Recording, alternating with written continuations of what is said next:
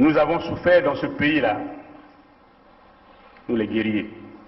Vous dites, vous avez souffert dans ce pays, vous les guerriers. Guerriers contre qui? Contre le peuple congolais. Guerriers contre les sudistes.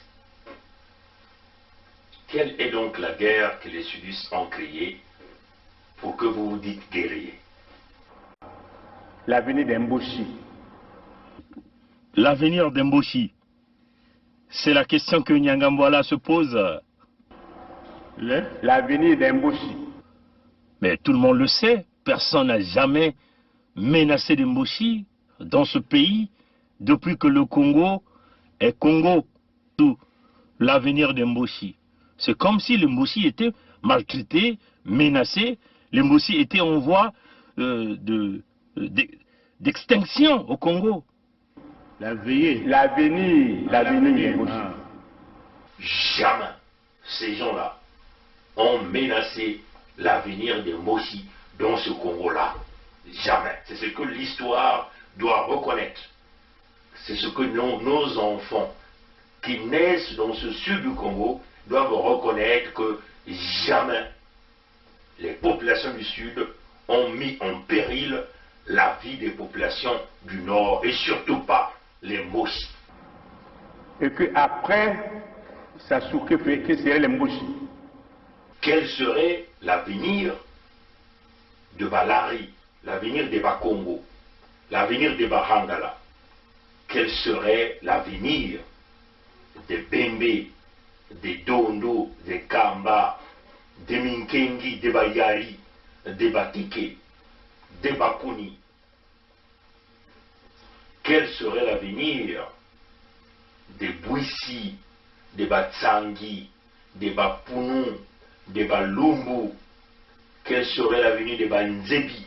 C'est quoi l'avenir des Yaka, des Lali, des Mbamba? Quel serait l'avenir des Yombe, l'avenir des Vili? Bref, l'avenir des sudistes. Il faut qu'on réfléchisse. Vous vous inquiétez encore de votre avenir dans ce pays? Ah, et les autres qui diront quoi? C'est quoi donc l'avenir, notre avenir à nous, le peuple du Sud? Je le dis en connaissance de cause. Je dis je sais comment nous sommes organisés. Vous, vous êtes organisé. Dabira le dit. Je sais.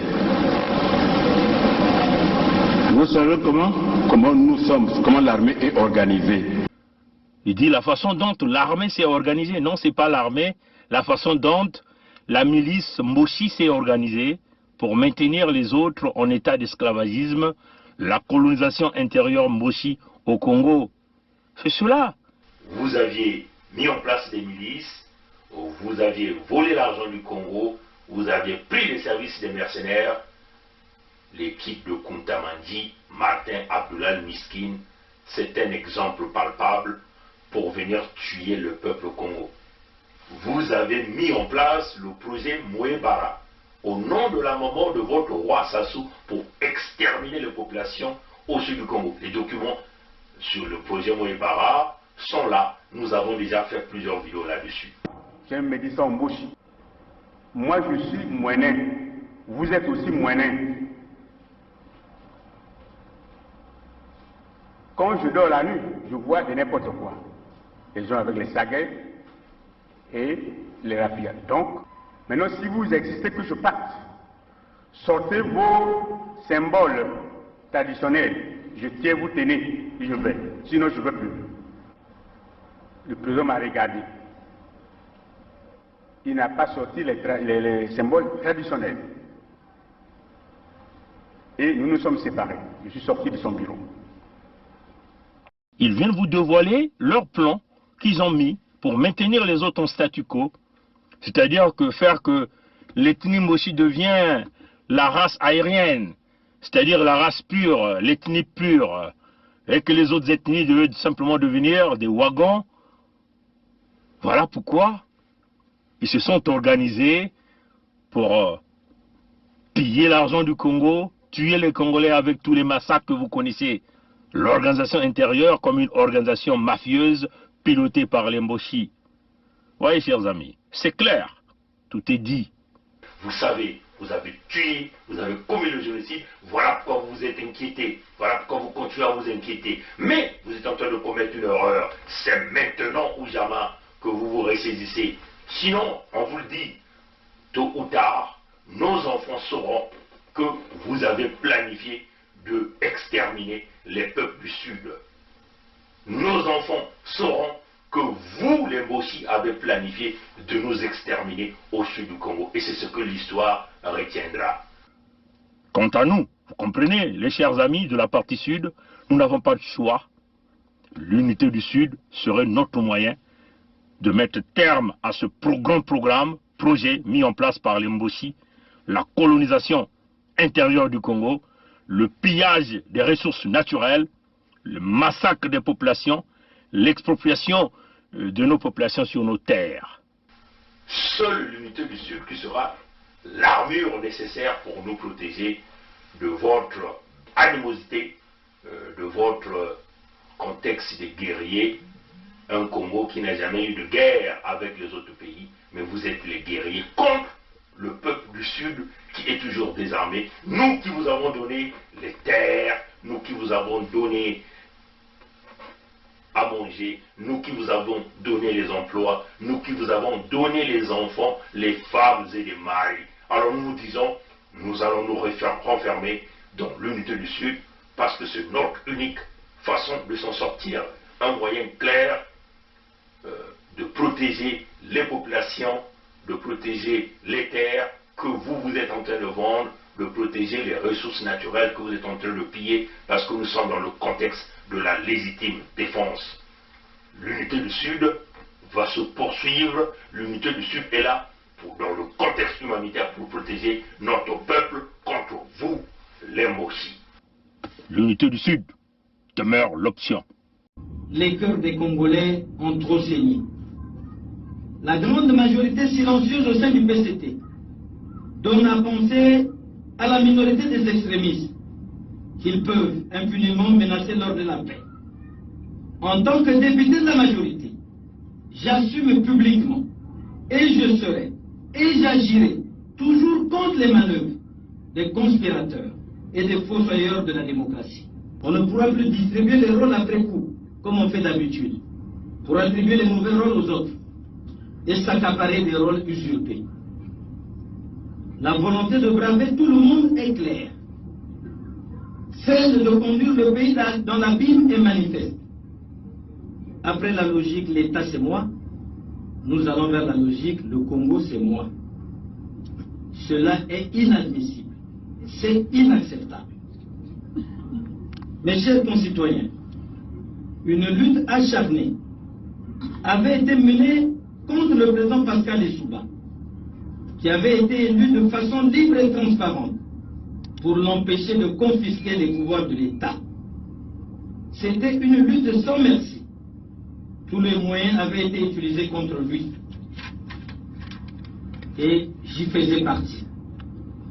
Le président Pascal Lissouba, ce grand homme, plus souvent mal compris que mal intentionné, n'a jamais, mais absolument jamais rien fait pour revenir au pouvoir. Il n'a jamais acheté une seule munition, une seule arme pour reconquérir le pouvoir. Tous les Congolais le savent. Personne n'a jamais démontré le contraire.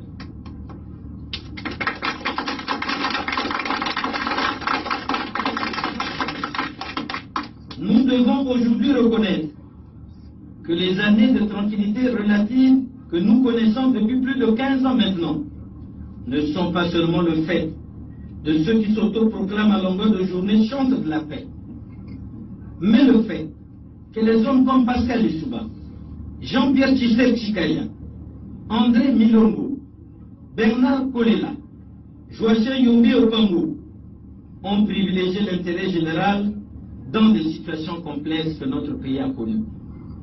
Depuis lors, ces hommes, chacun à sa façon, ont tous été des artisans de la paix. C'est aussi grâce à eux qui n'ont jamais mobilisé leur carnet d'adresse et leurs bases ethniques respectives que nous avons été en paix pendant toutes ces années. Personne ne peut sérieusement contester que s'ils l'avaient voulu, ensemble ou individuellement, Christelle Chikaya, André Milongo, Bernard Kolela, Joachim Yombe Opango n'auraient pas pu être des causes de graves perturbations. Ils pouvaient continuer à être des causes de troubles. Mais ils ont choisi la paix. Je leur rends hommage et je salue très respectueusement leur dévouement à la nation.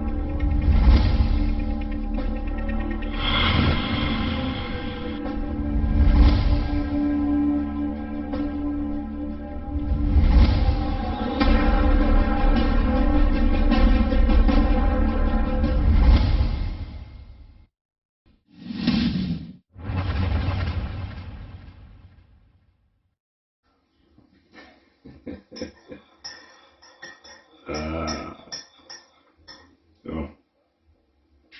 On va d'abord faire ça.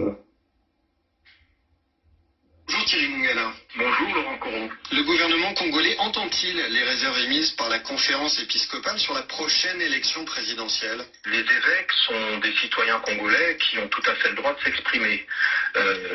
C'est un droit inaliénable dans le cadre de notre démocratie. Simplement, le gouvernement s'étonne à la fois du moment auquel intervient cette déclaration des évêques et la forme et parfois même la brutalité de certaines affirmations des évêques. J'en prends pour exemple le fait que les évêques parlent de la nécessité de revoir les listes électorales, mais ils semblent ignorer qu'ici, au moment où nous parlons et depuis le 23 janvier 2021, jusqu'au 7 février, les listes électorales sont en cours de révision. C'est-à-dire que le souci exprimé par les évêques qui consiste à dire est-ce que les gens sauront où aller voter, est-ce qu'ils sauront qui est mort et à éliminer de la liste, ou est-ce qu'on tiendra compte du fait que quand on a déménagé et qu'on est dans un nouveau lieu d'habitation, on trouvera la bonne liste électorale avec son nom. Toutes ces préoccupations et ces soucis sont pris en compte. Et nous attendons des évêques, dans leur rôle apostolique et citoyen, qu'ils appellent leurs fidèles plutôt à aller assister et participer à la révision des listes, plutôt que de dire que rien n'est fait. Sur le fond, tout de même, Monsieur le Ministre, il y a ce constat des Congolais qui ont de moins en moins foi dans le système électoral. Est-ce que c'est un constat que vous remettez en cause ? Nous remettons en cause le fait que les gens aient de moins en moins foi. Nous disons simplement que la construction démocratique est un processus lent, est un processus complexe. Oui, il y a des choses qui restent à faire, qui ont été constatées notamment lors de la concertation de Madingu, parmi lesquelles le chemin qui peut nous conduire à l'application de la biométrie. Mais nous considérons qu'il n'y a pas de raison pour les citoyens congolais de désespérer de la démocratie et du processus électoral. Et quand les évêques justement écrivent « Notre peuple est fatigué de ces élections qui fragilisent la cohésion sociale et qui entachent l'image de notre pays à l'étranger », est-ce que c'est une fatigue du pays profond que l'équipe gouvernementale perçoit ? Non, je crois que les évêques, si on suit bien leur logique, voudraient qu'il n'y ait pas d'élection, tant que les élections ne seront pas parfaites. Eh bien non, nous considérons que le processus est une dynamique, le processus est un mouvement, ce processus va dans le bon sens. Il y a la nécessité pour chacune et chacun d'entre nous d'intérioriser le fait que malgré les difficultés financières, malgré la présence et la persistance de la Covid, nous devons parfaire le processus électoral pour permettre que la vie démocratique continue à fonctionner dans notre pays. Donc non, nous ne percevons pas cela. Peut-être que les évêques perçoivent les choses différemment, mais ce sont des citoyens, ils sont libres d'avoir leur perception. La conférence épiscopale déplore que les problèmes nés des précédentes élections n'aient pas été résolus à ce jour et elle dit ne pas prendre conscience des maux qui minent la gouvernance électorale dans notre pays depuis quelques décennies, c'est s'exposer à ce que les mêmes causes produisent les mêmes effets. Est-ce que vous diriez, Thierry Mongala, qu'un certain nombre de problèmes liés à la gouvernance électorale n'ont effectivement pas été pris à bras-le-corps? Nous sommes partis de loin il y a 18 ans jusqu'à aujourd'hui. Nous sommes allés vers une transparence plus importante avec le bulletin unique. Nous sommes allés dans un processus consensuel, paritaire et inclusif pour la révision des listes électorales. Nous avons une commission électorale composée des différentes parties prenantes à la mise en œuvre du processus, majorité, opposition, magistrature et société civile. Nous avons, dans le cadre des bureaux de vote, depuis les bureaux de vote jusqu'aux phases de compilation et de publication des résultats, la présence de toutes les parties prenantes. Alors, nous avons des efforts qui ont été faits, certains efforts restent à faire, aucune démocratie au monde n'est parfaite, il y a à travers le monde des exemples de crise post-électorale qui nous parlent suffisamment, y compris pour des démocraties multiséculaires. Donc oui, il y a des choses à améliorer, mais ces choses ne s'amélioreront que dans le dialogue, dans la concertation, et c'est ce qui a été fait récemment à Madingo. Alors justement, il y a une autre demande de l'Église dans ce message, c'est celle d'un dialogue politique plus large que la concertation de Madingo. Est-ce qu'un tel dialogue est envisageable? Je crois percevoir une confusion de la part de nos amis évêques. Le Conseil national du dialogue, qui est prévu dans la Constitution, est un organe dont la mission essentielle est d'évoquer, sur convocation du président de la République, qui est le seul juge de l'opportunité de le faire, de convoquer un certain nombre d'acteurs qui sont prévus dans le cadre de la Constitution, de manière large, un large éventail, pour parler des grandes questions nationales. Or là, la concertation de Madingo est une concertation engagée par le gouvernement qui est le seul organe constitutionnel qui est habilité à engager le processus préélectoral et électoral. C'est donc le ministère de l'Intérieur qui a organisé. Vous voyez, on ne se place pas au même niveau d'appréhension du problème. Et donc un dialogue politique plus large est envisageable? Mais tout est envisageable à partir du moment où le président de la République, conformément à la Constitution, l'estimerait nécessaire. Thierry Mongala, que répondez-vous aux évêques au sujet de l'alternance quand ils souhaitent que l'alternance au pouvoir devienne une règle intangible et immuable, parce que ces changements à la tête de l'État permettent d'avoir des élites politiques pleinement mobilisées sur le bien commun? L'alternance ne se décrète pas. Je crois que les évêques peuvent remuer dans tous les sens et dire que l'alternance, on peut crier comme un cabri sur sa chaise, alternance, elle ne se décrète pas, elle dépend du libre choix du peuple. Et tant que le peuple aura choisi une équipe dirigeante, et ça arrive à travers le monde, eh bien cette équipe dirigeante aura la légitimité pour se faire. Le jour où cette équipe dirigeante sera battue dans les urnes, eh bien il y aura alternance. Et je crois lire dans ce propos de la part des évêques plutôt l'expression diplomatique ou l'expression réservée de leur véritable sentiment qui consisterait à dire le président de la République actuelle doit partir. Eh bien moi je vous dis, Laurent Corot, le président de la République a été candidat à plusieurs élections présidentielles. La première élection présidentielle a eu lieu en 1992, il a été battu alors qu'il était chef de l'État et il a quitté librement le pouvoir sans qu'il y ait la moindre agitation ou la moindre violence. Donc on ne peut pas lui faire le procès au président de la République, Denis Sassou Nguesso, de ne pas prendre en compte cette notion d'alternance. Pour le reste, tant que la Constitution le permet, tant que les droits civils et civiques de chacun des candidats lui permettent de se présenter, et tant que le peuple le voudra, eh bien les choix ne dépendront que du peuple souverain. L'un des problèmes qui est pointé par les évêques dans leur message, c'est celui de la lutte contre la corruption. Il faut, disent-ils, combattre avec détermination la corruption, l'injustice et l'impunité. Il faut travailler au rapatriement de l'argent volé à tous les niveaux, ou encore atteindre la transparence et la redevabilité en matière de gestion du pétrole et des autres ressources naturelles. De quelle manière est-ce que le gouvernement prend en compte cette préoccupation ? Dans la déclaration des évêques, il y a deux choses. C'est d'abord une accusation que je qualifierais d'extrêmement grave, puisqu'elle n'a pas été mise au conditionnel. Ils proposent le rapatriement d'argent qui aurait été volé au peuple. Alors cette affirmation, moi, me paraît extrêmement grave. Si les évêques disposent d'informations précises, eh bien, ils sont des citoyens qu'ils saisissent le procureur de la République, parce que l'information qu'ils nous donnent n'est pas donnée au conditionnel. Je n'aperçois aucun élément matériel en tant que membre du gouvernement et en tant que représentant porte-parole du gouvernement qui permette d'étayer cette affirmation grave. Donc, si les évêques ont des informations, qu'ils saisissent la justice et les autorités judiciaires compétentes. Maintenant, de manière globale, il ne suffit pas de dire, comme l'a dit Monseigneur Abania sur vos antennes, il faut éviter la corruption. C'est un argument qui peut relever des préceptes bibliques comme les 10 commandements de Dieu. Vous voyez, Moïse qui disait « tu ne tueras pas, tu ne voleras pas », c'est bien. Ce sont des affirmations morales. Ce qui compte n'est pas d'éviter la corruption, on l'évitera jamais parce que l'être humain est ce qu'il est. Par contre, ce qui compte, c'est de lutter avec une volonté politique contre la corruption. Eh bien, vous devez savoir, et les évêques, je pense, doivent le savoir, avec la coopération, la participation technique du FMI, de la Banque mondiale, et dans le cadre du processus qui nous met en programme avec ces organismes, nous avons mis en place par la loi une haute autorité de lutte contre la corruption, qui est une haute autorité totalement indépendante et qui, depuis quelques mois, est à pied d'œuvre et lutte effectivement contre les faits relevant de la corruption. Donc oui, le gouvernement considère qu'il s'agit d'un point important, mais c'est un point qui est pris en compte et la volonté politique du président et de son gouvernement est sans faille. En conclusion, Monsieur le Ministre, de quelle manière est-ce que le gouvernement réagit à cet appel de l'Église catholique à ses fidèles ? Nous sommes assez surpris du fait que l'Église catholique, dans toute cette déclaration, elle est souvent sortie d'ailleurs de son rôle habituel, qui est celui quand même de considérer que tous ses fidèles ne partagent pas forcément la même position politique, mais enfin. Par contre, on demande des précisions sur le fait que l'Église demande aux fidèles d'être vigilants et documenter autour d'eux toute violation de la dignité de la personne humaine. L'Église n'est, à ma connaissance, ni un service spécialisé de la justice pour pouvoir demander aux gens de documenter et de signaler des exactions éventuelles. L'Église n'est pas une ONG chargée de la défense des droits de l'homme.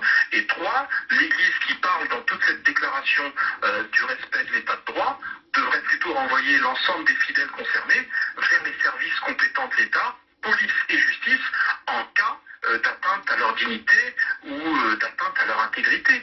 Mais là également, nous avons de la part de l'Église une réponse assez curieuse à la situation présente. Thierry Mongala, merci.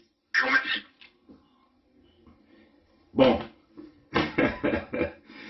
salut à vous, peuple congolais. Je suis Mika Yapongi 7, prince de Lodima, en ce qui concerne l'axe Luango-Lodima. Bon, hier, j'ai eu des petits soucis avec ma voix, dû au froid. Aujourd'hui, on va essayer de parler avec une voix un peu plus basse, plus tempérée. Et nous osons croire qu'aujourd'hui, il n'y aura pas des insultes comme hier, où les gens sont venus nous insulter en direct et en public. Bon. Vous avez écouté Thierry Mongala, qui est le porte-parole de Sassou, qui a parlé sur RFI, la Radio France Internationale, suite à la déclaration des évêques, donc les catholiques au Congo, leur déclaration par rapport aux élections. Je retiens rapidement quelques expressions, comme vous êtes en train de voir. Je suis tombé directement sur cette déclaration de Thierry Mongala, qui est venu donc jouer le jeu de pouvoir. C'est normal, parce que Thierry Mongala se fait bon élève pour protéger son emploi.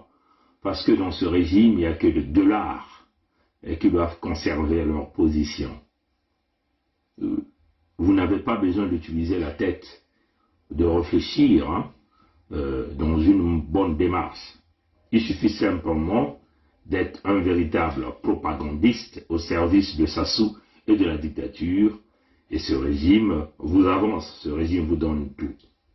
Et donc profitez de la présence de ce que nous appelons des minorités visibles, on peut le dire comme ça, au sein du gouvernement de Sassou pour protéger tous les autres individus qui ont certainement des infirmités dues à des malformations du corps et ainsi de suite.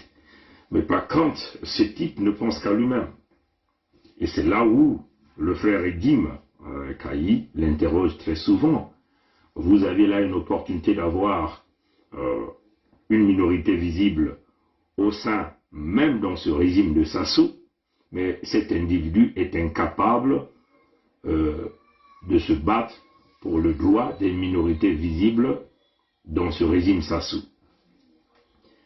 Donc nous conseillons énormément à Thierry Mongala d'aller regarder la situation de tous les handicapés, hein, de mettre en place des associations pour essayer de regarder même le problème des albinos aujourd'hui. On peut simplement dire qu'ils sont traqués, hein, pour des pratiques fétichistes. Bon, ça c'était une parenthèse. Moi je retiens ici, Thierry Mongala est assez surpris avec Sassou, ils sont assez surpris de la déclaration des évêques. Les évêques sont sortis de leur rôle habituel. Ce qu'il a dit, l'Église n'est pas un service de la justice. Ce sont les propos de Mongala. Je résume rapidement. Sassou a mis en place la haute autorité de lutte contre la corruption et cette organisation est en œuvre, d'après ce que Mongala dit. Et ça, c'est, lui, il a qualifié cela comme deux accusations de la part des évêques du Congo. Bon, il a encore dit que nous ne sommes pas ici dans le contexte des 10 commandements de Dieu. Donc, les évêques ne viennent pas donner les 10 commandements de Dieu au dictateur Sassou, à l'assassin du peuple Sassou, au plus grand voleur, dont vous avez des agents accompagnateurs, propagandistes, comme Mongala Thierry Lézin, un homme de Sibiti. Bon,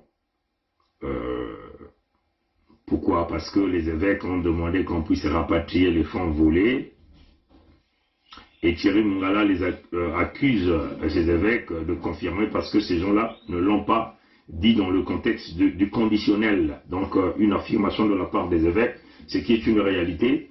Même le Fonds monétaire international, on peut le dire comme ça, a exigé à Sassou de rapatrier les fonds du Congo. Ça c'est connu, hein, de tous, parce que jusqu'à aujourd'hui, nous nous retrouvons devant ce boulot d'étranglement en ce qui concerne les finances du Congo. Bon, je continue. En ce qui concerne l'organisation des élections, il donne un exemple que l'alternance dont les évêques ont évoqué, ça n'a pas de sens parce que le processus démocratique continue son cours depuis 1992, parce qu'il y a eu l'alternance démocratique pendant cette période. Tant que la constitution de Sassou Nguesso le permettra, tant que le peuple congolais le voudra. Ça, c'est ce que Mongala dit. J'ai résumé rapidement, hein, c'est une façon de montrer à Sassou et les propagandistes du PCT que nous avons un autre niveau de compréhension en écoutant un individu une fois on est capable de capter ou de capturer le maximum des informations. Bon, encore, il a qualifié des prêtres, hein, ou les évêques du Congo. Bon, ça, certainement vous entendez le petit qui pleure derrière, il vient de se réveiller, c'est normal. Voilà, donc il a qualifié les prêtres ou les évêques du Congo des gens qui crient comme des cabris assis sur leur chaise. C'est très grave, hein, comme des cabris qui sont assis sur leur chaise. Donc, il a insulté l'Église catholique, des cabris, il a insulté le pape Benoît XVI, donc le catholique, hein, qui est le partenaire de Sassou, hein, des cabris qui sont assis sur leur chaise, des cabris qui crient, des cabris, comme des cabris qui crient, et puis ces cabris sont assis sur leur chaise. Bon, il a parlé de la consultation de Madingu qui a été réalisée par le ministère de l'Intérieur, donc organisée par Moulou, donc le spécialiste de la tricherie, de la fraude, celui-là qui a même proclamé les élections l'année passée, alors que les élections devaient être proclamées dans un État démocratique par la Commission nationale électorale indépendante. Il a même évoqué encore cette Commission nationale électorale indépendante pour dire que c'était une commission totalement indépendante, il y avait des juristes, tout en sachant que le président de cette cour, c'est Bouka Henri, donc Mboshi, hein, qui est aussi le président de la cour suprême de Sassou, et c'est aussi lui qui gère donc cette commission. Bon, est-ce que j'ai oublié quelque chose? Non, je crois que on peut résumer le tout de cette forme-là. Bon, maintenant je vais faire notre statement. Comme on dit, we're gonna make our statement. We're gonna make it straight forward to everybody, so everyone can understand what we are talking about. Bon, nous allons donner notre argumentation. Vous devez savoir que Sassou, c'est un boulanger, c'est un manipulateur. Sassou, c'est comme le débit de l'eau. Hein. Le débit peut passer dans une canalisation. Là où il y a des virages, il peut y avoir des zones de turbulence, ce que nous appelons des vortex. Hein.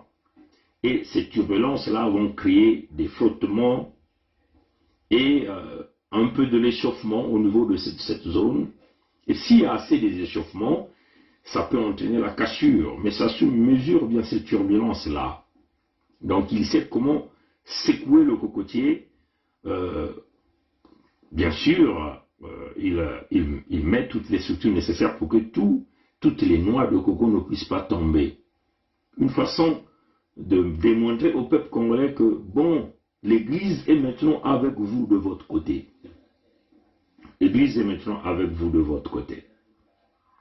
Mais tout en sachant que la durite ne va jamais s'exploser.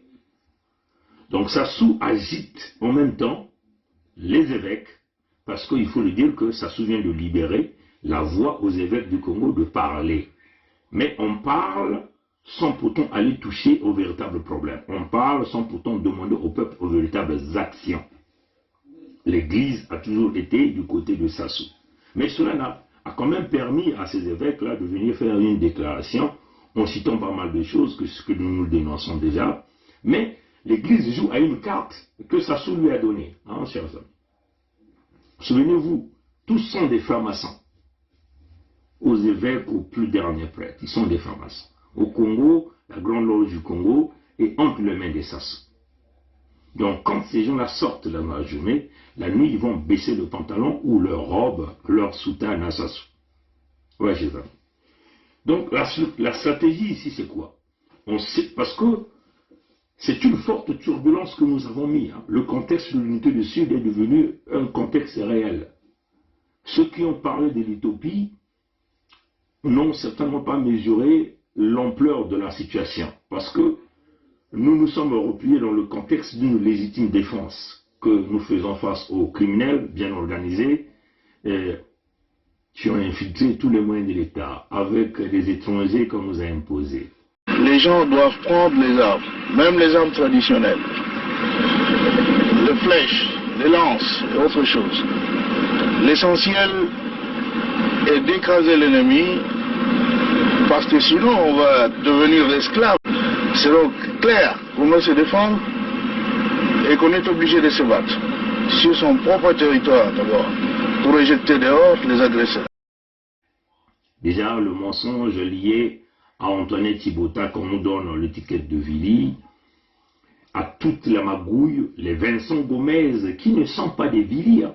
Vincent Gomez, déjà sa maman est du côté de la République démocratique du Congo, ils sont très proches de Sassou. Ils mènent toutes les opérations nécessaires. Est-ce que vous le savez, le grand frère de Monseigneur Portela, hein, son grand frère, déjà son grand frère, c'est qui? Je ne sais pas si j'avais retenu son nom.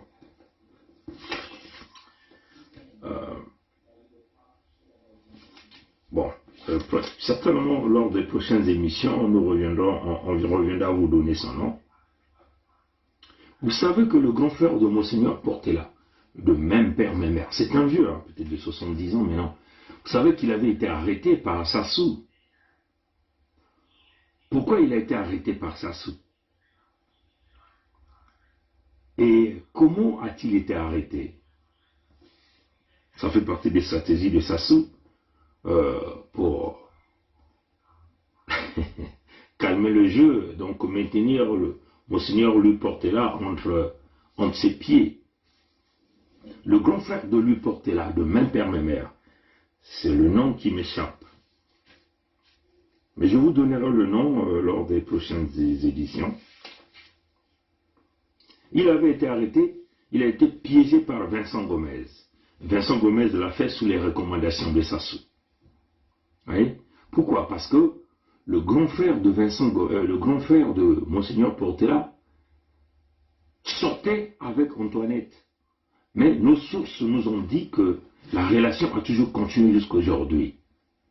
Oui? Et ça, Sassou a appris ça. Et Antoinette a continué à entretenir le grand frère de Monseigneur Louis Portela. Mboulou, Monseigneur Louis Portela Mboulou. Sassou a appris, pris de colère. Il a donc cherché des stratégies.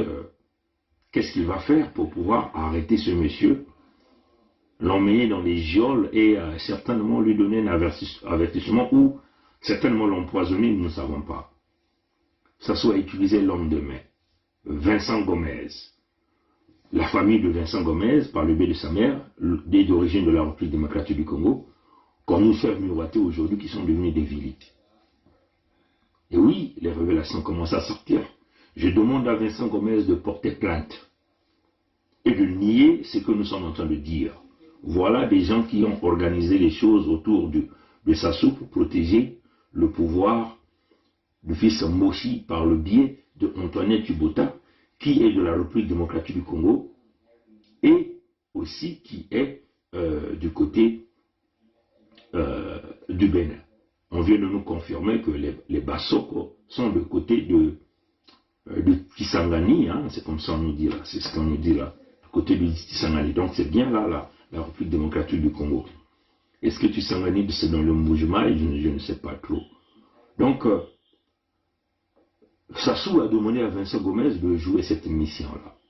Qu'est-ce que Vincent Gomez fait? Il utilise donc ces réseaux camerounais, donc des réseaux de fossoyeurs, ceux qui fabriquent des faux billets. Le frère de Portela voulait donc vendre sa maison, peut-être le faire louer. Donc on saisit cette opportunité pour introduire les Camerounais là-dedans.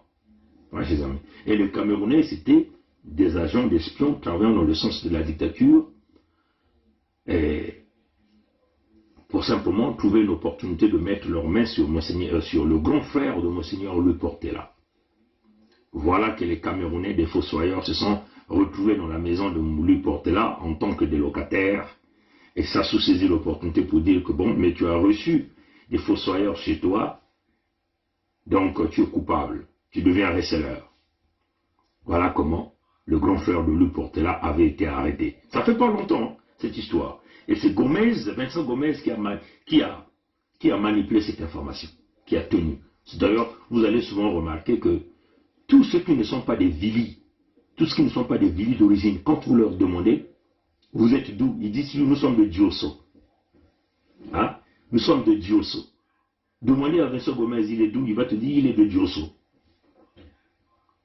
Et c'est ça, c'est comme ça dans Pointe-Noire, dans tout le Kwilu. Ceux qui ne sont pas originaires s'accaparent de Diosso. C'est comme un peu les faux français, quand vous leur demandez, vous êtes d'où? Il va te dire, je suis de Paris.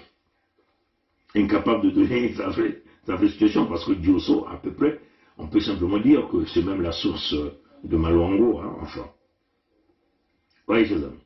Donc voilà comment Vincent Gomez a manipulé pour que le frère de Monseigneur Portela a été arrêté. Mais Sassou l'a arrêté parce qu'il continuait de sortir avec Antoinette Tibota. Oui, chers amis. Il continuait de prendre de l'argent du Congo. Mais lui, Portela, il est bien informé de cette affaire, hein, chers amis. Hein? Et ça sont les secrets de l'intérieur. Vous voyez, chers amis. Donc, c'est une réalité, chers amis. Sassou va secouer les catholiques. Comme ça, ce peuple-là, qui a perdu confiance à l'Église. L'Église qui a fait rentrer le diable en son sein. Hein? L'Église qui a fait rentrer le diable en son sein. L'Église, pour essayer de regagner la confiance, va positionner maintenant un discours pour divertir le peuple, pour que les fidèles puissent se retourner maintenant du côté de l'Église pour dire l'Église devient toujours notre bouclier, alors que l'Église a été vendue entre les mains des Sassou. Vous allez voir que l'Église catholique a toujours ouvert ses grandes portes à Sassou, dans tous les événements. Et ça, ce n'est pas que l'Église catholique, les protestants l'ont aussi fait. Regardez les centenaires. L'Église est là, ouvre. Là encore, il y a même ce qu'on appelle quoi, la nouvelle, le nouveau département qu'ils sont en train de vouloir créer du côté de Dolisie, de Nianga-Louessé. On a vu ces pasteurs-là aller rencontrer Sassou à Dolisie pour aller demander de l'argent pour organiser leur retrouvaille de la grande église, je ne sais pas, la grande...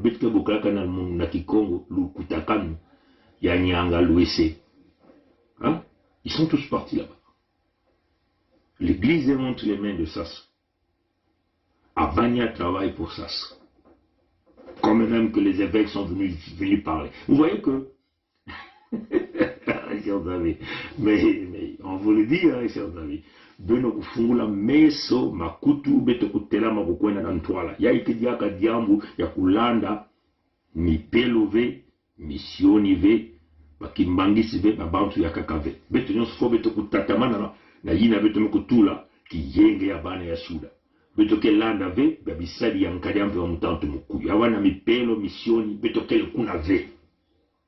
Beto pele na kati ya dikamba ya kubengisa bambosi yina mekutula beto na kati ya mpasi na suda ya Kongo ya kumanga kimfumu ya muntu ni muntu ya Zulu ngebana mumbosi mugangulu muteke mubomita bao nyonso bakele bambosi ni mutendo ina si beto manque opportunité benze kutala tibakuku nyingisa bayinti bakote nyonso benze kutala kuna na muyonzi iboba ya makundu mekutela mabame tubati bao kele bati ya ndwenga et bien tu vas dire oh bah auquel nous sommes imaginés ya station de ça ben nous kutalaka déjà bantu ya ndwenga aina zola boala ina l'hôpital ikeleve l'école ikeleve maza ikeleve bisalu ikeleve mbasi na mbasi mais quand si ba okena kutubati ba unyoske na manyima ya sasunge so ndandu ya babantu ya boala ina ni ikie ben nous kutala ndandu ikeleve akana kulanda kaka mbongo ya bao mbongo ya bao ya kunwa ya kusumba vinye ya bao mutindu lijia mikolo Jacqueline mwana ya kindoki ya makundu ina tata yani mekufua babantu mingi na kati ya Muyonzi bame kukwiza kuna na kati ya Muyonzi na yandi na mabundu Rigobert ina na kote ya mfuati yani mekunata tono ya nene yani mekutula na katikati ya banzila yani mekutula oh ya idi kabu ya munu Rigobert mabundu na bana ya mfuati peleko si beto bantwenya na kati ya Muyonzi vanaka bantu na mayele kiboba ina kutelamaka kuna kasi na mpipa ina betu mekuwa na kuyoka yani kiboba ina mekuza kubula maboko chiyani kena kumanima ya mwana ya mombosi benu mekulada ya na nzile ya bilanga benu mebula mkuba tina mfuilulu yake ni mutinu ina batata na mama sa mutu ya ndwenga ya kele mutu ina zola bantu ya bwala ya yani mwana ya mikolo ya kento ina lijia na kukangisa kimfumu ya meko na ntsankari ampa metuma oh ngekwe na kufa pongi ya mekutula bantu ya bao na banzile ya bao ya l'hôpital ya mayu ya ina baki na kuza bambongo na Brazzaville kuna le CHU na bantu ya Canada mindele ya Canada kanku ya meluta na banzile ya bao ke oh bako na kufa pongi na mbanza ya Canada me ao mukele mutu ya kukuba mukele ve mutu ya fiet yina nyonso bame kuzonza nyonso mekuwakana na telefone mekudila bamvukani mekusalama na bantu ya kukuba ya bwala yai bame kutuba ati beto ke kubika baba kukota na kati ya mutambu beto ke ukanga baba kulakisa baba na inza ya mvimba mambo kele ya ngolo nungwa batata na mama donc mwana ya Muyonzi mwana ya Muyonzi ngekele peleko ntwenye ya Muyonzi tala biboba ina mame kutubo bantu ya ndwenga bakele bantu ya makundu bakele ve bantu ya ndwenga bakele kuna kutula beno na kati ya mpasi kutatamana kutula beno kukuma na kati ya makulu ya bao biboba ya bizoba ina mwana ya momboshi kena kuvuna bao na kuluta na kibusi ya beto ina mekwena kutekisa njutu ya yandi na bao bamboshi ina bao kula mikolo lijia Jacqueline bakena kuluta ya kibusi ya beto bana bokla mu mabonzo Claudine to munari yini mekona kutekisa njutu ya yandi na bamboshi yake mutimu yamekona kusala masumu na dikanda ina ke kumwaka menga ke kudiaka njutu ya muntu yake le kiali samna bao bana kuvukana na mabundo ligobe muntu ya mfuati mudondo ya mfuati kamukamba ya mfuati tena kuvuna badondo tena kuvuna bakamba ke bukula ni ya rigo simeni kutala ndala tikwinyi mutindu ya mkufi mtima ya imbi ya bao kasi bakana kulemana na kupesa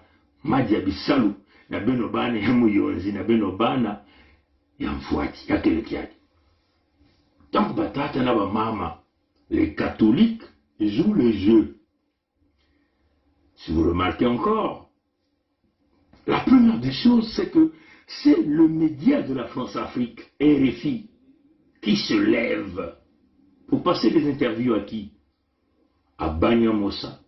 Lui là, qui bénit les mariages d'Engeso, à Banya Moussa.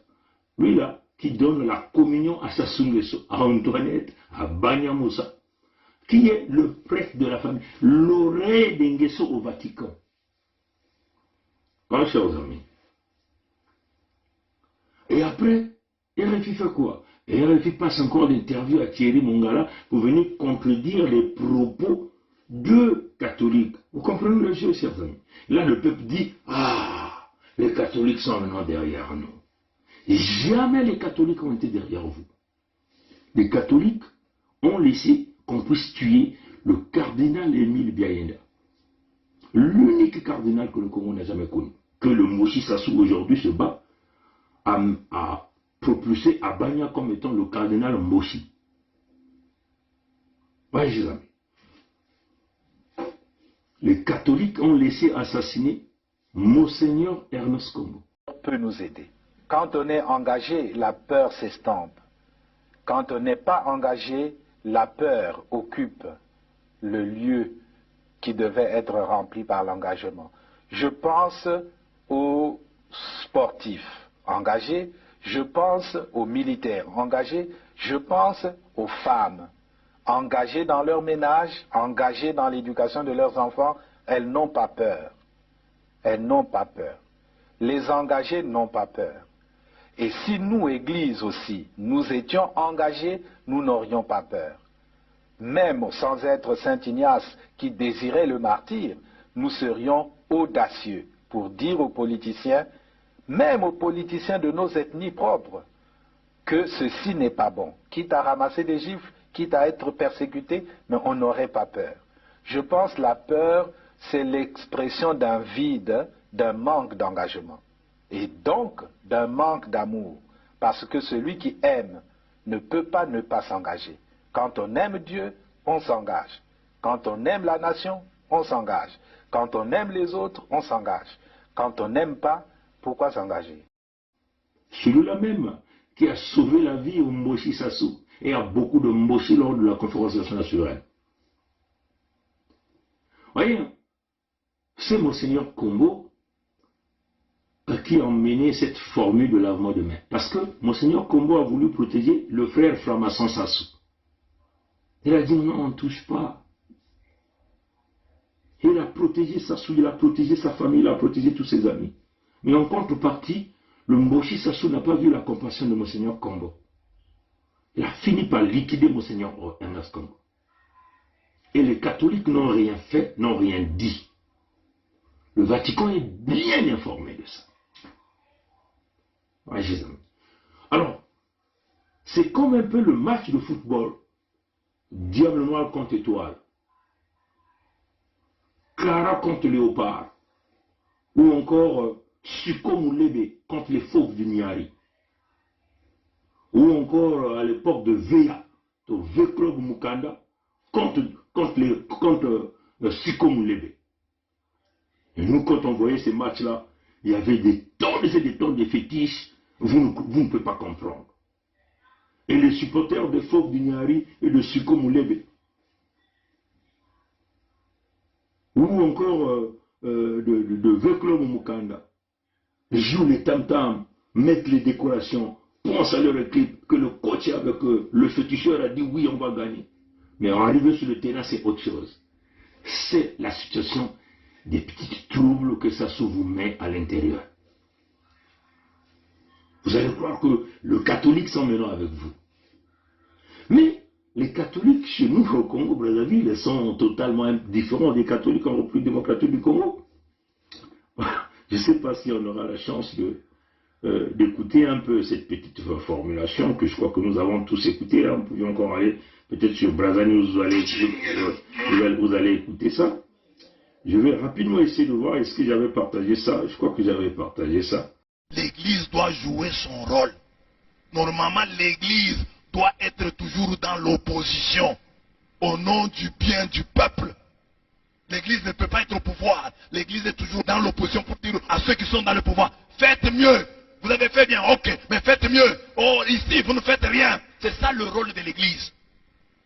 L'Église est toujours du côté des faibles, du côté des petits. Et ça ne va pas changer aujourd'hui. Parce que vous oubliez l'avenir. Demain, après-demain, Fachi ne sera plus au pouvoir. Ça veut dire quelqu'un d'autre qui sera au pouvoir. Vous demanderez quoi au cardinal de l'époque, de ce temps-là? Vous lui demanderez quoi? De soutenir. Hein? L'autre là qui sera au pouvoir, après 10 ans, après 20 ans. Pensons à l'avenir. Pensons à l'avenir. L'Église doit jouer son rôle. Interpeller le pouvoir. Poser des questions aux gens du pouvoir. Et les secouer. C'est ça le rôle de l'Église. Parce que s'ils ne sont pas secoués, ils ne feront rien. Bon, voilà. Donc ça, c'était une pensée claire de ce que l'Église devait faire. Malheureusement, l'Église du Congo, je le répète, hein, je le dis encore au peuple congolais, ne rentrez pas dans ce mouvement. C'est une diversion. La preuve en est, la radio de la France-Afrique est venue vous le confirmer. C'est clair. L'Église travaille pour Sassou. L'Église ne sera jamais contre Sassou. Parce que Sassou nourrit les prêtres. Sassou donne les femmes à ces prêtres-là, à ces pasteurs-là. Sassou leur construit tout. Sassou leur donne tout. Le véritable donateur, c'est Sassou qui vole l'argent du Congo et qui donne éventuellement à l'Église. C'est une diversion pour vous faire montrer que l'Église aujourd'hui est avec vous. Si vous rentrez là-dedans, vous êtes foutus. Nous devons tenir un positionnement clair et net. Un positionnement clair et net. C'est-à-dire l'unité du Sud. Dans l'unité du Sud, il n'y a pas la religion. Dans l'unité du Sud, il n'y a pas les ethnies. Dans l'unité du Sud, il n'y a pas de départements. Dans l'unité du Sud, c'est l'ensemble de nous en avant tous pour aller chercher notre liberté, notre protection. Dans le contexte humanitaire de la protection des populations, dans le contexte humanitaire de la protection des terres qui sont vendues. Vous voyez, chers amis, on vend les terres chez nous, l'Église ne dit rien. On exproprie nos populations sur nos terres, l'Église a fermé la bouche, l'Église ne dit rien. Ni les politiciens ne disent rien, ni les pasteurs. Oui, chers amis, on pille les ressources naturelles, l'Église, d'une manière générale, quand je parle de l'Église, c'est l'ensemble de l'Église a fermé les oreilles au peuple. On a tué, l'Église a essayé de parler, mais ils ont privilégié les rapports par rapport à leur fraction religieuse. Oui, chers amis. Donc, qu'on ne nous trouble pas, l'Église va vociférer, les politiciens vont vociférer, nous sommes là, les oreilles fermées à leur message, on avance pour notre libération, de gré ou par force. C'est comme ça, chers amis. Nous sommes dans la vague de la libération. Nous sommes en train de saisir notre unique alternative de la libération. C'est-à-dire se séparer de cet esprit des bonobos qui ne parlent que du crime dans tout ce qu'ils font. Le vol, les assassinats, le mépris des autres, la haine, nous sommes là pour se séparer d'eux. C'est ce que Dieu nous dit. Hein. Quand on reconnaît que là-bas c'est mauvais, on change de chemin. Ouais, Donc que personne ne nous trouble dans notre démarche de la libération, dans notre mouvement de la libération. Nous sommes concentrés à l'unité du Sud. L'unité du Sud n'a pas besoin de RFI. On va fermer la radio RFI dans nos oreilles. On va écarter la télévision TV5 Monde dans nos oreilles. On avance pour notre libération. Vous voyez, chers amis? C'est ça, c'est l'état d'esprit. Parce que les médias de la France-Afrique sont là pour vous endormir. Les médias de la France-Afrique sont là pour protéger le pouvoir de Sassou. Oui, chers amis.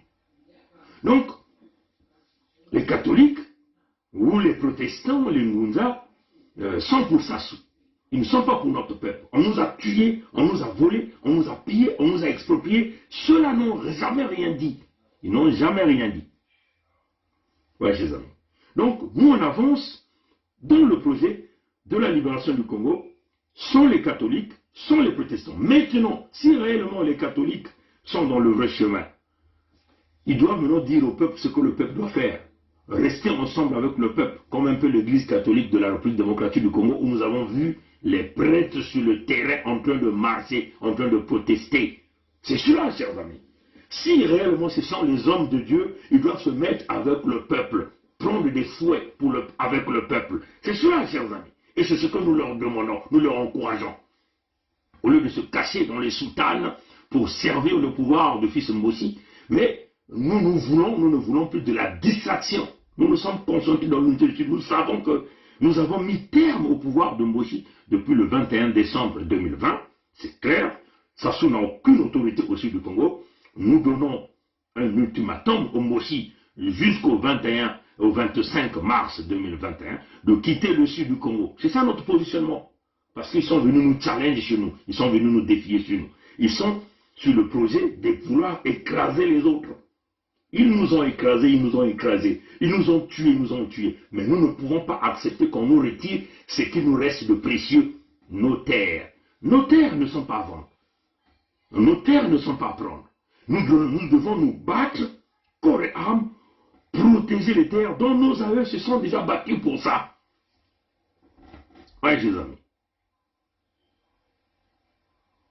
On ne peut pas laisser ça. Donc, nous ne rentrerons ni dans le jeu des catholiques, parce que ces catholiques-là ne sont pas pour notre intérêt, ni dans le jeu des protestants. Nous sommes dans le contexte de l'église exit, c'est-à-dire l'église qui a servi Dieu, l'église dont le diable est venu s'installer, le diable qui gouverne, le diable qui pilote, le diable qui donne tout à l'église, qui nourrit l'église, et nous sommes les victimes. Nous disons non. 2021, on vous le dit, chers amis, le 25 mars 2021, c'est l'ensemble de nous. Il n'y a pas que nous qui parlons. Vous aussi, c'est nous tous, peuple du Sud. Quand je parle du peuple du Sud, le Poul, la Bwenza, la Lokumu, le Nyari, le Kwilo. Je répète, le Poul, la Bwenza, la Lokumu, le Nyari, le Kwilo. Nous sommes 5, nous formons les 5 doigts de la main. Nous sommes les 5 étoiles rouges qu'on a longtemps piétinées, tuées, ravi les terres, les 5 étoiles rouges.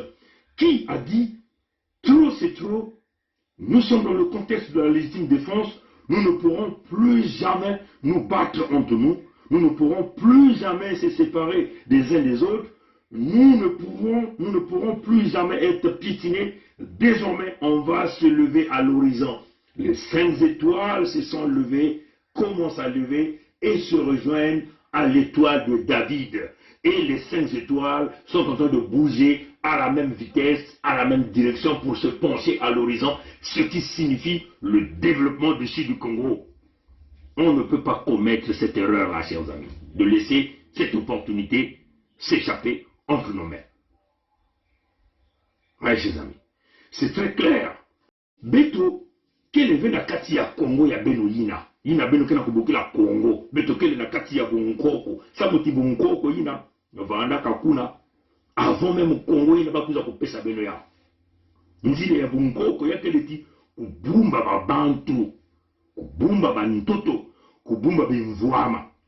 nzile ya bukoko yakele ngwisani kintwaji kukabula mwandambu ya majaina kena beto pampangi ya lopulu tekuza kunata bamalala tekuza kunata bandunda na kukabula na bampangi ya labwenza bampangi ya labwenza tekubaka bankasa bankaba kukabula na bampangi ya lopulu bampangi ya sibitike kunata bamfumbu kekunata bamalombo kukabula na bampangi ya bizunga nyonso bampangi ya malwango peke kutala ti oh mwapitilo ikele bame kupesa pena bampa ni mutindo yina ya kele nikuna be bame kutuba beto kele na kati ya nzila ya luango ludima na kinkala ti na kati ya bakibwene kuna ludima yina ya kele nyonso tu yina beno kutala batala si beto kunata jambo ya Kongo na drapo ya bao yina kele drapo ya menga ya luvunu ya mayuya yikuna beno kutala beto mkusala proposition ya drapo na kupesa kiyenge na bana nyonso ya suda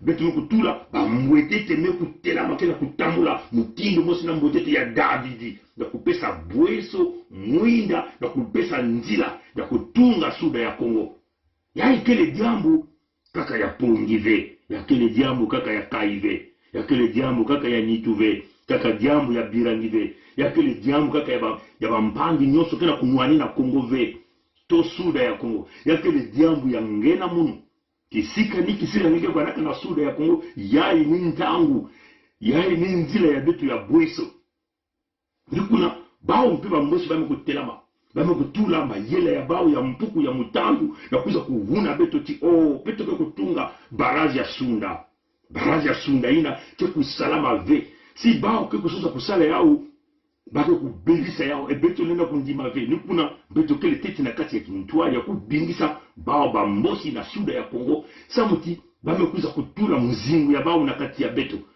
nenda kubika bao kuna ve beno kubika beto mosi ve samuti kaka beto mosi beto ke kulenga ve beto me kusala nyonso beto me kubasisa beno bamakelika nyonso beto me kulakisa beno nzila beto me kutula mwinda na kati ya tombe ina bani kuzungudila beto baintu beto kunata mwinda na kati ya tombe ina bani kuzungudila beto na bameso beto kulakisa beno nzila beto kana kulakisa beno wapi peki sika beto kena kukwenda mwete ya Davidi mekutelama babizunga ya suda mekutelama kimtwa ina yandi mwana ni mwana ya suda mekutelama mekuzangama na zulu kena kutala bimvwama ya yandi na isi mutindu yae kena kutala bantu ya yandi na isi mutindu yae kena kutala bantoto ya yandi na isi mutindu yae kena kutala batatama yakele kaka jambo ya betove ngeke kulala ngeke kuvumuka ngeke kujia kiyenge ya bana ya suda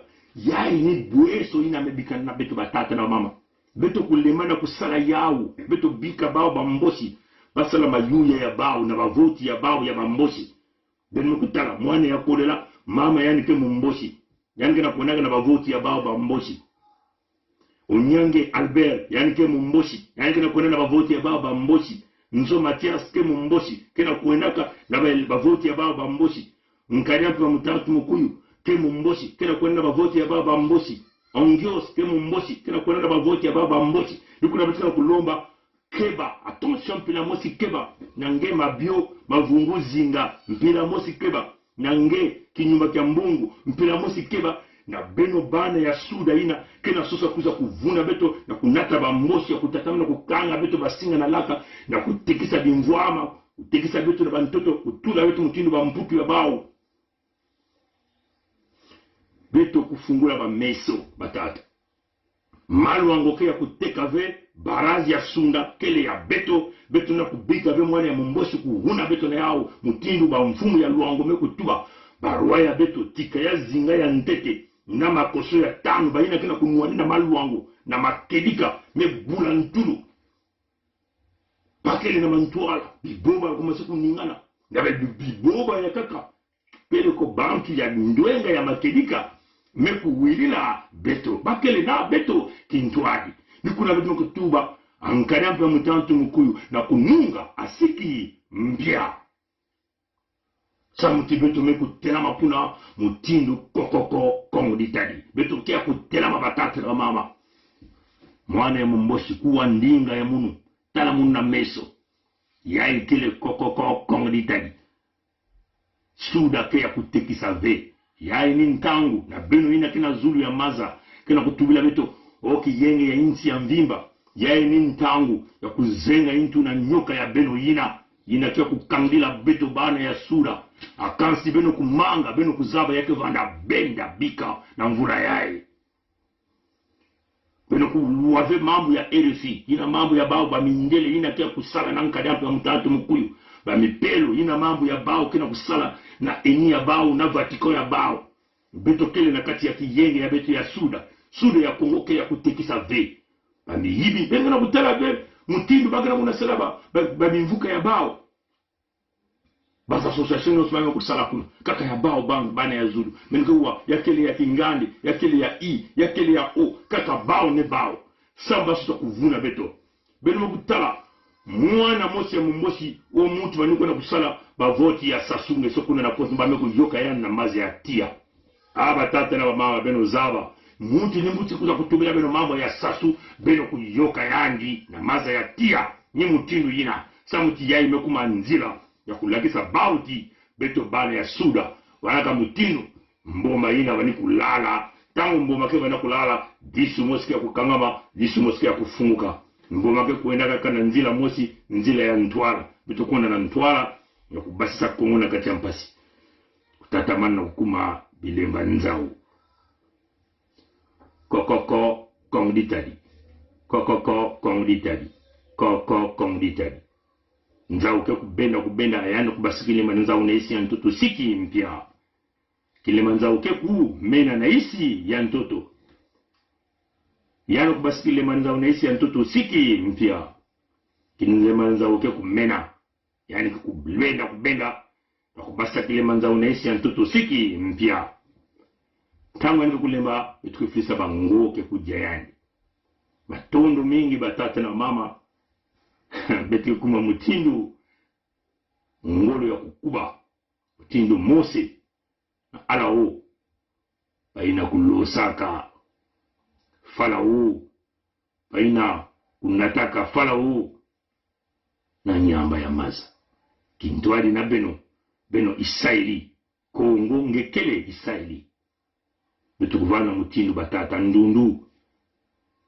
dibundu ina baba bani kusalila dibundu ina baba bani kusiamisa dibundu ina baba ni kulonga ni dibundu ina baba ni kutuba sala sambila sala dibundu sala sambila sala dibundu ina banaka ya kukuba dibundu ina banaka kusikmisa usikila na nzambi mangu ya nzambi vani kusalama kuna na montani ya ngwedi peno kuzama jambo ya beto bika kulanda dibundu ya ime kusola nzambi ya bale dibundu ya ime kina kusadila mwana ya mumbosi nkari ya mpemba beto kutatama na dibundu ina batata ndundu vani kusambila ina batata bwena vani kusambila dibundu ya kukuba dibundu ya kumena dibundu ina vanaka ngolo mutindu inti ya mukondo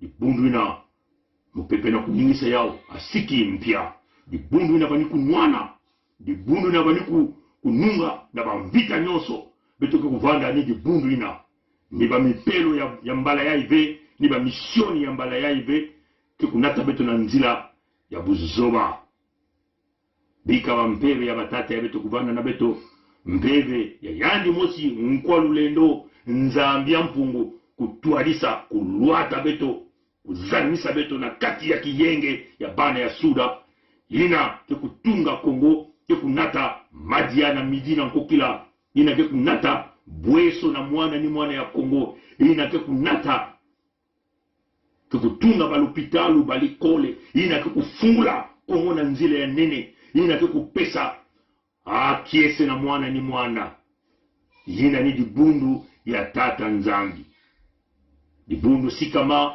siama tatamana nunga dibundu sikama siama tatamana nunga dibundu sikama siama tatamana nunga nzile ya nungunu ni yao yai kiyenge ya bana ya suda matondo na ngwidu ya mbote kaka na bilumbu kakukwiza abuo pia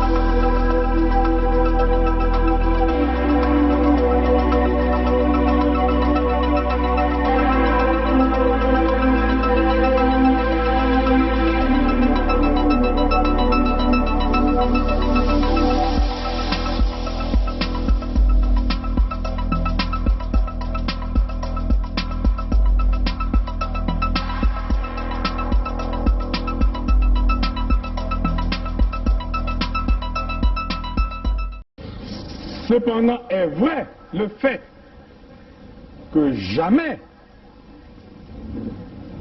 je ne pourrais accepter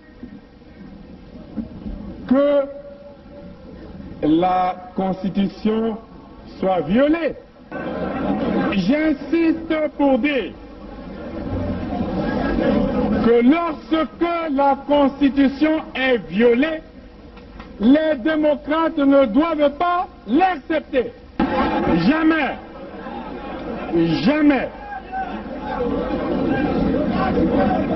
Et jamais nous n'accepterons qu'un gouvernement censuré organise les élections dans un pays. Et nous prenons l'opinion internationale à témoin. Jamais. Jamais nous n'accepterons que soient organisées des élections hors la loi. Partout ailleurs en Afrique où les dirigeants se sont permis de méprise sur ces questions, ces dirigeants ont plongé leur peuple dans les drames que nous connaissons. L'espèce de conseil constitutionnel qu'ils ont mis en place à la hâte pour les manipulations politiciennes que vous observez, l'avis du Conseil constitutionnel, c'est un coup d'État constitutionnel. Plus de 70 ans, on n'est plus éligible. Et pour moi, c'est un principe cardinal, le respect de la parole donnée. Accusé Dabira, puisque vous dites que c'est Nyangambwala qui est à l'origine, qui a pris l'initiative du coup, du complot, et vous êtes informé de ce que votre ami et président de la République, sa vie est en danger. Et le danger provient de sa garde, du patron de sa garde. À qui avez-vous donné cette information?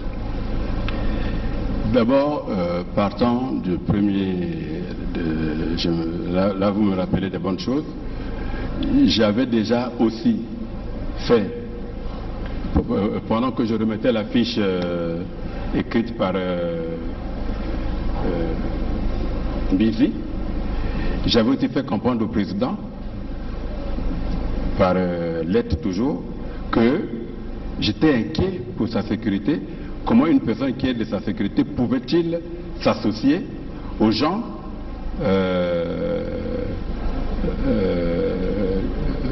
de l'extérieur qui est aux rebelles? Pardon? J'avais déjà envoyé, en même temps que j'ai envoyé la fiche dont on a parlé sur les armes, le Mbizi là, j'avais aussi, maintenant que je me rappelle, j'avais aussi écrit au président, lui disant que je m'inquiétais du fait qu'il avait derrière lui quelqu'un qui a donné des armes aux rebelles. Quand il y a eu l'attaque, oui. En 2016 Franck. 2000. En 2016 16, oui, d'accord. Hein? Oui, oui. Avril 2016. Bon. La situation avec Nyangambwala, ça remonte, à vous dire, entre fin octobre 2017 et début novembre 2017. Oui. C'est bien cela. Dans cette période-là, avez-vous fait une fiche de chef d'État? Qui est votre ami? Je vous ai dit ceci, j'étais encore en train de creuser parce que la première fiche que j'avais envoyée n'a jamais de suite. Il n'a jamais de suite. Et la deuxième? Voilà, et Nyangambwala était toujours était toujours derrière lui. Donc je me dis, bon écoutez, peut-être que je n'ai pas convaincu suffisamment, mais je verrai. Est-ce que vous aviez fait une deuxième fiche relative à cette situation de Nyangambwala? au président. Vous l'avez fait? Non, non, je n'avais pas encore fait une fiche. Vous n'avez pas fait de fiche? Ça passait tout à l'heure, vous disiez que l'idée vous est revenue, bon, vous avez fait une fiche. Donc vous n'aviez jamais fait de fiche à ce sujet? Non, je parle de l'affaire des armes, hein, donc... L'affaire des armes, vous avez déjà fait la fiche depuis 2016. Mais nous sommes dans l'affaire du complot. Avez-vous fait une fiche au chef de l'État, qui est votre ami? J'étais encore en train de... Parce que déjà, quand je lui dis déjà que celui qui est derrière vous là est dangereux, vous lui avez dit quoi? Je crois que 6 mois, 7 mois ou 8 mois avant, donc quand nous avons fait cette fiche... Mais moi je ne sais pas quand vous avez fait cette fiche, c'est à vous de le dire. Peut-être qu'en avril-mai. Hein? Peut-être qu'en avril-mai, avant que... surtout après les attaques des ninjas. Oui, mais les attaques des ninjas, depuis que ça avait commencé, tout Congolais sait ce qui s'est passé réellement. Oui. Hein? Et votre fiche, vous l'avez faite quand?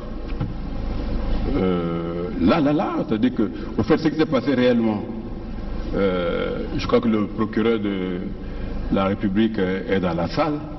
Hein? Il a suivi quand vous avez fait la fiche au président? Non, non, non. Il a quand même convoqué. Il a quand même convoqué Nyangambwala, qui ne s'est jamais présenté.